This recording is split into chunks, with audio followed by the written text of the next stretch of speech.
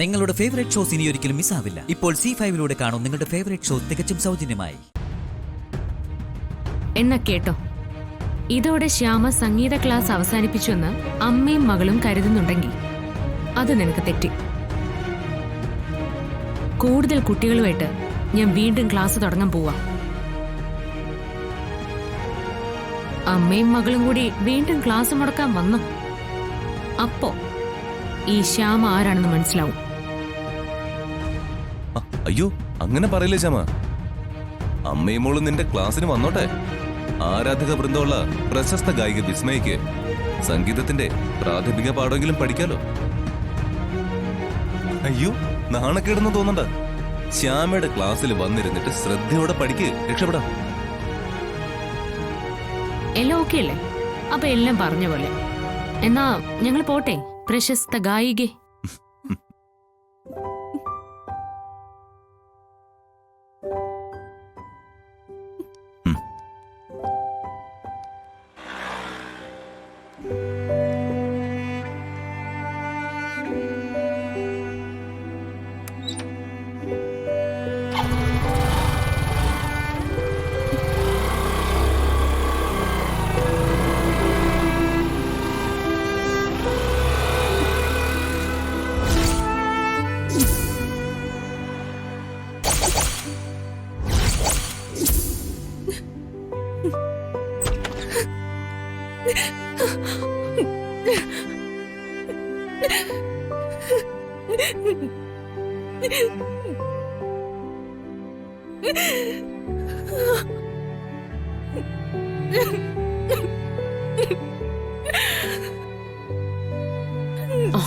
മോളെ, എന്താ മോളെ, എന്താ, എന്തിനാ നീ കരയുന്നേ? അമ്മേ, ഞാനിനി ജീവിച്ചിരുന്നിട്ട് എന്താ കാര്യം? അത്രക്കെന്നെ അവരെ നാണം കെടുത്തിയില്ലേ? കരയാതെ കാര്യം പറ മോളെ, എന്താ സംഭവിച്ചേ? ആ ശ്യാമയും അഖിലും അവര് അമ്മയത് കേൾക്കണമായിരുന്നു. എന്താടി അവരെന്താ പറഞ്ഞേ? പറ മോളെ. രണ്ടാളും കൂടി എന്നെ പബ്ലിക് പ്ലേസിൽ വെച്ച് നാണം കെടുത്തി. അവരുടെ ട്യൂഷൻ ക്ലാസ് മുടക്കിയെന്ന് പറഞ്ഞ് കുറെ ദേഷ്യപ്പെട്ടു മമ്മി. പിന്നെ ആ അഖില് അവൻ എന്നോട് പറയാ എനിക്ക് പാടാൻ അറിയില്ല എന്ന്. എന്നോട് ശ്യാമയുടെ സംഗീത ക്ലാസ്സിൽ ചേർന്ന് സംഗീതം പഠിക്കാൻ. അത് കേട്ട് എനിക്ക് സഹിച്ചില്ല അമ്മ. അവൻ എന്റെ മോളോട് അങ്ങനെ പറഞ്ഞോ? അഹങ്കാരി. എന്റെ മോള് അവൾക്ക് ശ്യാമയ്ക്ക് ശിക്ഷപ്പെടണമെന്നോ? കേട്ടിട്ട് എനിക്കങ്ങോട്ട് പെരുത്ത് കേറുക. എനിക്കിത് ഓർക്കാൻ പോലും വയ്യ മമ്മി. ഇനി ഈ നാണക്കേടും സഹിച്ച് ഞാൻ എന്തിനാ ജീവിച്ചിരിക്കുന്നത്? അയ്യോ, അങ്ങനെ പറയാതെ മോളെ, നിനക്ക് ഞാനുണ്ട്, കരയല്ലേ.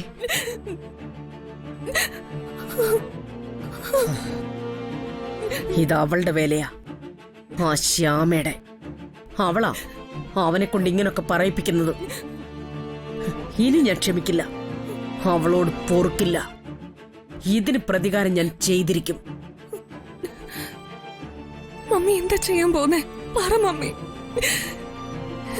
അവൾ, ആ ശ്യാമ, ഇനി സംഗീത ക്ലാസ് നടത്തില്ല.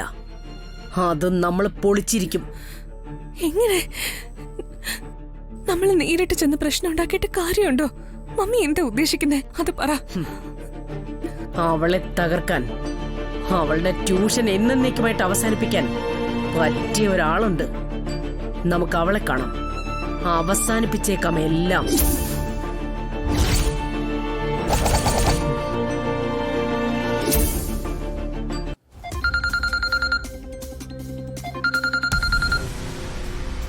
അയ്യോ, ജയന്തി. എന്തായി പറയേ? മാഡം പറഞ്ഞതുപോലെ ഞാൻ ചെയ്തു. സംഗതി വിജയിച്ചു. കണ്ണ് പുകഞ്ഞു ചുമച്ച് പിള്ളേരെല്ലാം ഓട്ടത്തോടെ ഓട്ടം. അതെയോ?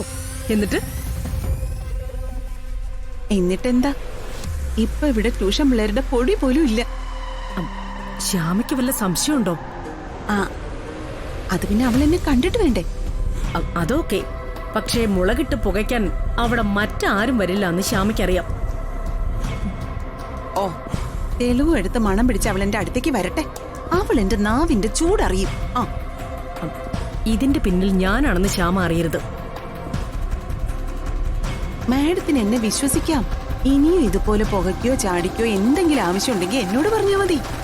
എനിക്കതിന് പൈസ കിട്ടണം, അത്രയേ ഉള്ളൂ. ക്യാഷ് ഞാൻ തരും. അവിടെ നടക്കുന്ന എല്ലാ കാര്യങ്ങളും അപ്പപ്പോ എന്നെ അറിയിക്കണം. മനസ്സിലായോ? ശരി മാഡം, എന്നാ ഞാൻ വിളിക്കാവേ.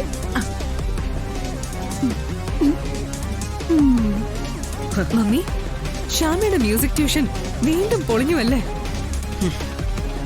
ശ്യാമ അവളെ ആകെ നിന്റെ അമ്മ പൊളിച്ചടുക്കാൻ പോവല്ലേ?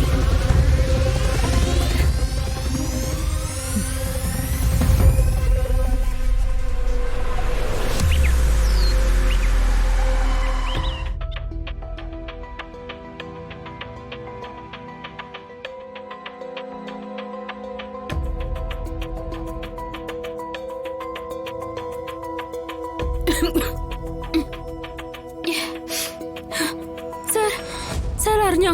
ക്ലാസ്സിൽ നിന്ന് കുട്ടികളൊക്കെ ഇറങ്ങി ഓടി. ചുമയും മുഖനീറ്റലും ആകെ പ്രശ്നമായിരുന്നു. ആരോ ഇത് മനഃപൂർവ്വം ചെയ്തതാ. ജയന്തിയടുത്താണോന്ന് എനിക്ക് നല്ല സംശയമുണ്ട്. എനിക്കാണെങ്കിൽ ആകെ വിഷമായി.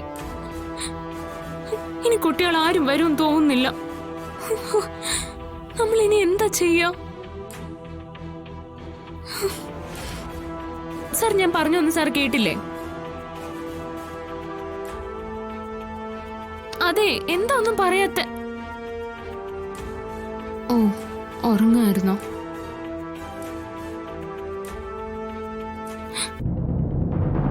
അയ്യോ,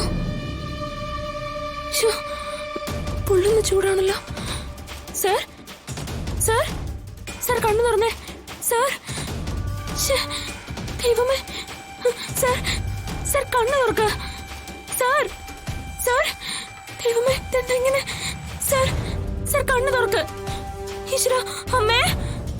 സാർ, അമ്മ നിങ്ങൾ വന്നേ വേഗം. സാർ സാർ കണ്ണു തുറക്ക്. അമ്മേ. അയ്യോ, എന്താ സാർ, എന്താ മോളെ? സാർ, അമ്മ നോക്കേ, എത്ര വിളിച്ചിട്ടും കണ്ണു തുറക്കുന്നില്ല. മോനെ, അക്കിമോനെ, കണ്ണു തുറക്ക്. സാർ സാർ കണ്ണു തുറക്ക്. മോനെ, അമ്മ. സാർ സാർ, ദൈവമേ, കൃഷ്ണ.